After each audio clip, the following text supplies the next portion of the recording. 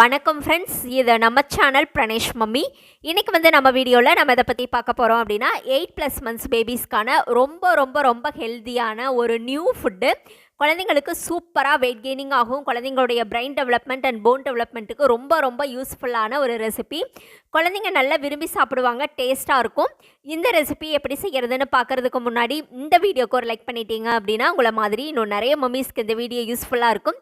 அது மட்டும் இல்லாமல் இப்போ தான் நீங்கள் ஃபஸ்ட் டைம் நம்ம சேனல் பார்க்குறீங்க அப்படின்னா மறக்காமல் நம்ம சேனலை சப்ஸ்கிரைப் பண்ணிக்கோங்க. ஓகே ஃப்ரெண்ட்ஸ், இந்த super healthy wait gaining baby food செய்கிறதுக்கு இன்றைக்கி நம்ம ஒரு மிக்ஸி ஜாரில் ஒரு சின்ன சைஸ் பனானா நான் எடுத்துக்கிறேன். நாட்டு வாழைப்பழம் எடுத்திருக்கேன். நீங்கள் பெரிய சைஸ் பனானா அப்படின்னா ஒரு பாதி அளவு எடுத்துக்கிட்டால் போதுமானது.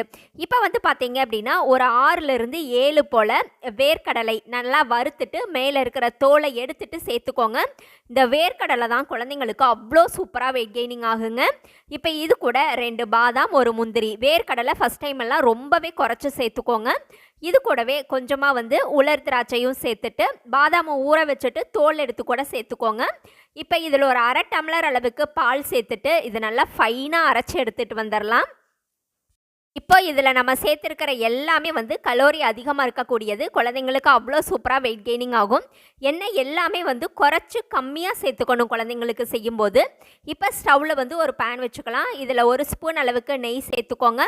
இது கூட 2 ஸ்பூன் அளவுக்கு ராகி மாவு நான் இது கூட சேர்த்துக்கிறேன். இப்போ இதை நெய்லேயே நல்லா வறுத்து விட்டுருங்க. இல்லைன்னா ஸ்டவ்வை ஆஃப் பண்ணிவிட்டு அதுக்கப்புறம் அதெல்லாம் கட்டி சேராமல் தண்ணி சேர்த்து நல்லா கரைச்சி விட்டுட்டு அதுக்கப்புறமா ஸ்டவ்வை ஆன் பண்ணிக்கோங்க. ஏன்னா டக்குன்னு நமக்கு கரைக்க வராது இல்லைங்களா, அதனால. இப்போ இந்த மாதிரி கட்டி இல்லாமல் நல்லா கரைச்சி விட்டுட்டு இது கூட பார்த்தீங்க அப்படின்னா நம்ம அரைச்சி எடுத்து வச்சுருக்கோம் இல்லையா, அந்த பனானா நட்ஸ் பேஸ்ட்டு அதையும் சேர்த்துட்டு நல்லா கலந்து விட்டுக்கலாம். இது ஒரு 5லேருந்து 6 நிமிஷம் வரைக்கும் லோ ஃப்ளேமில் நல்லா வெந்து வரட்டும். அதுக்கு பின்னாடி இதை சர்விங் பவுலுக்கு மாற்றிட்டு ஒரு மிதமான சூட்டில் குழந்தைங்களுக்கு ஊட்டி விட்டீங்க அப்படின்னா அவ்வளோ சூப்பராக வெயிட் கெய்னிங் ஆகும். வாரத்தில் ஒரு 2 நாள் 3 நாள் நீங்கள் தாராளமாக இதெல்லாமே கொடுக்கலாம். ஓகே ஃப்ரெண்ட்ஸ், இந்த ரெசிபி உங்களுக்கு பிடிச்சிருந்தது அப்படின்னா மறக்காமல் நம்ம சேனலை சப்ஸ்கிரைப் பண்ணுங்கள், லைக் பண்ணுங்கள். அதே மாதிரி உங்களுடைய கருத்துக்களையும் கமெண்ட்டில் சொல்லுங்கள். Thank you friends.